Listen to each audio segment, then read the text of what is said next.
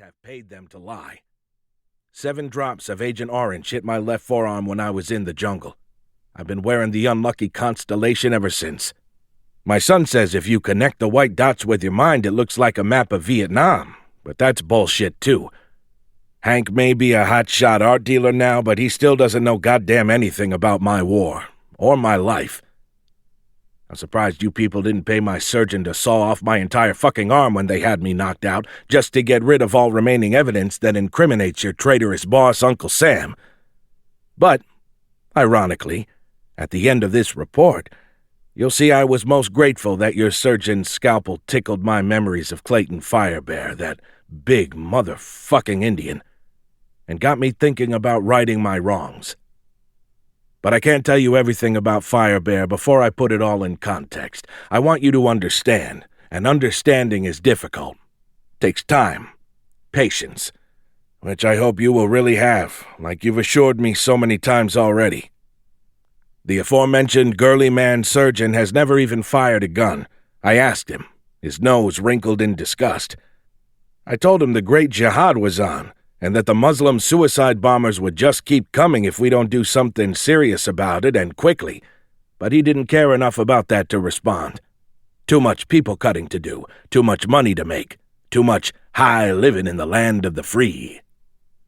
When I pushed the issue with the people-cutter, referencing the 2 scumbags who blew up the Boston Marathon, my surgeon said he didn't want to speak about politics, and why would he really? He's on top here at the hospital. Big dog. Things are working out just fine for him right now. He probably has no family in the military, no blood on the ground in Iraq or Afghanistan. My surgeon still has all his limbs and all his easy, happy civilian memories. No thick red scar stapled shut on top of his head, no little white dots on his forearm either. No recurring nightmares for 50 fucking years. No daily horror show playing inside his skull. I obviously needed to buddy up with the guy so he'd eventually release me once again to walk among the civilians. So I asked him what he liked to do for fun when he's not working, and without making eye contact, he said he enjoyed quaffing fine wines. Dead end. I was a beer guy before all the brain troubles. American beer, Budweiser, Miller High Life, PBR. With the medication I was already on, a fucking arm's length of orange pill bottles full of shit I can't even pronounce, my drinking days were done. Turns out I liked breathing more than brewskis. I know what quaffing means, but I'd never use that word. Makes you sound like an elitist asshole. You can tell a lot about a man by the alcohol he drinks. Quaffing fine wines meant we were at an impasse. You can also judge the strength of a man's character by the condition of his hands.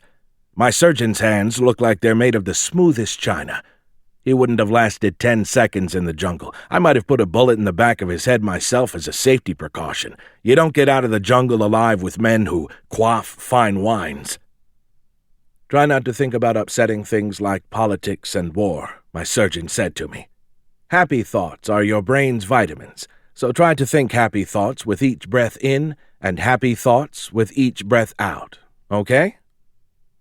He balanced on one foot, closed his eyes, put his left ankle on his right knee, and pressing his hands together in front of his heart, he did some deep-breathing yoga bullshit. Then he said, "Can you do this for me, Mr. Granger?" I could not, and I told him I couldn't even stand yet, let alone perform some stork posture like a goddamn ballerina in a little pink tutu. And respected medical professionals say this deep-breathing surgeon is one of the best in the entire world. "Who is Clayton Fire Bear?" he asked me once more, with a glint in his eye that suggested he knew I had a big secret. Men like him don't deserve to know my secrets. I didn't tell the people cutter any of what follows. 2. My mostly ignorant son Hank dropped by my hospital room just to scream at me. Doctors had sawed through my skull. They had cut out part of my brain. I was still freeballing it in a lime green fairy gown. I was in a fucking hospital bed, for Christ's sake, and Hank's machine gunning me with entire belts of words just because I didn't tell him about the surgery until after it was over. I figured why worry him? We hadn't been speaking since summer anyway, ever since we had a blowout at the Phillies game.